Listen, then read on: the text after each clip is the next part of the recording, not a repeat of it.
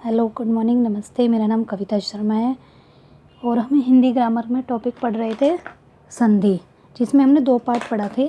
First, second, third. आज third part है। First वाले में हमने स्वर संधि, सेकंड पार्ट में हमने पढ़ा था व्यंजन संधि, थर्ड पार्ट में हम पढ़ेंगे विसर्ग संधि।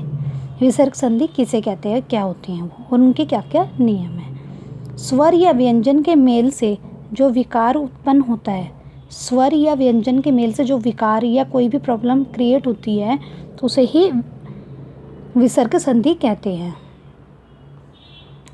इसको हम एग्जाम्पल से ही और नियमों के आधार पर ही हम समझ पाएंगे इसको।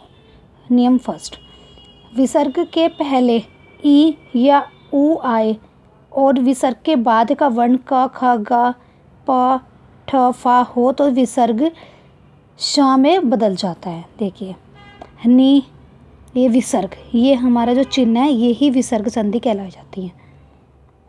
विसर्ग संधि से पहले ई या ऊ आए, देखिए ये रहा ऊ, छोटा ऊ, छोटी ई, ये आए तथा विसर्ग के बाद क ख प ठ फा आए तो जो शब्दों को जोड़कर जो शब्द बनेगा वो श बनेगा। ठीक है। निहि प्लस कपट, निष्कपट। निहि प्लस ठुर, निष्ठुर। निहि प्लस पाप, निष्पाप। दुह प्लस ट, दुष्ट। नि प्लस फल, निष्फल। सेकंड नियम, विसर्ग से पहले अ, आ तथा बाद में, देखिए पहले अ, आ तथा बाद में विसर्ग के बाद क ख प फा आए तो परिवर्तन नहीं होगा। देखिए, प्रातः काल, तो ये लिखा जाएगा प्रातः काल। अ, प्रातः, आ का साउंड आ रहा है इसमें। और विसर्ग से पहले य, प्रातः प्लस काल, प्रातः काल, जो सुबह सुबह की, जैसे कि 5-6 बजे 7 बजे का जो टाइम होता है वो प्रातः काल कहा जाता है उसे, सूरज निकलने से पहले। पह प्लस पान, पेयपान। अंतः प्लस करण, अंतःकरण।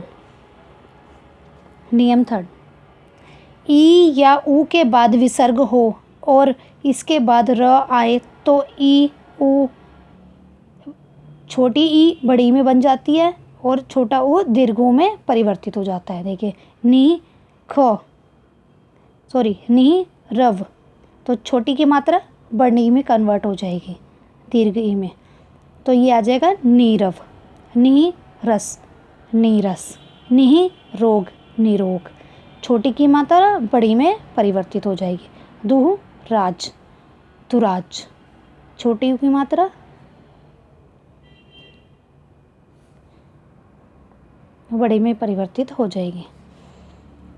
नियम 4, विसर्ग के पहले या पहले अ आ को छोड़कर कोई दूसरा स्वर आए तो विसर्ग के बाद कोई स्वर या किसी वर्ग का थर्ड, फोर्थ, फिफ्थ वर्ण आए या र ल व ह आए तो उसके स्थान पर विसर्ग का र बन जाता है। देखिए, अ आ को छोड़कर कोई भी स्वर आए, छोटी ई, दीर्घ ई, छोटा ऊ, दीर्घ ऊ, रि से ऋषि, तो ये ओ से औरत, अंग से अंगूर, ये सब जो भी स्वर आए तथा व्यंजन का क ख ग आया था ना, क ख ग घ ण, क ख ग घ ण, first, second, third, fourth, fifth, ये वर्ण हो तो य र ल व जो शब्द आते हैं उसके बाद वह र में परिवर्तित हो जाते हैं। नहीं उपाय, निरुपाय, ये र में परिवर्तित हो गया। ऊ तो छोटे हुआ हो गया, रू। दुह गंध, दुर्गंध, ये र। नहीं धन, निर्धन। दुह आत्मा, दुरात्मा। नि मल, निर्मल। नहीं प्लस जल, निर्जल। नियम 5, विसर्ग के बाद च या छ आए तो वो श में परिवर्तित हो जाता है। निश्चय, निश्चय। च या छ आए तो वह श में परिवर्तित हो जाता है। निश्चल, निश्चल। निस्तार, निस्तार। दुचक्र, दुष्चक्र। सॉरी 2 बार लिख लिया। नियम 6, विसर्ग के बाद थ या त आए तो त थ से पहले स आधा स आएगा। ठीक है, नमः ता बोला था ना, ता या था आए विसर्ग के बाद में तो वह स में परिवर्तित हो जाता है। नमः ते, नमस्ते। प्रहतर, प्रस्तर। मरुतल, मरुस्थल। निस्तेज, निस्तेज।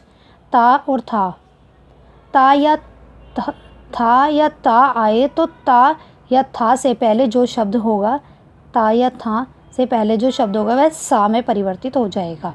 मनः ताप, मनस्ताप। नियम 7, विसर्ग के बाद श स आए तब कोई परिवर्तित नहीं होगा।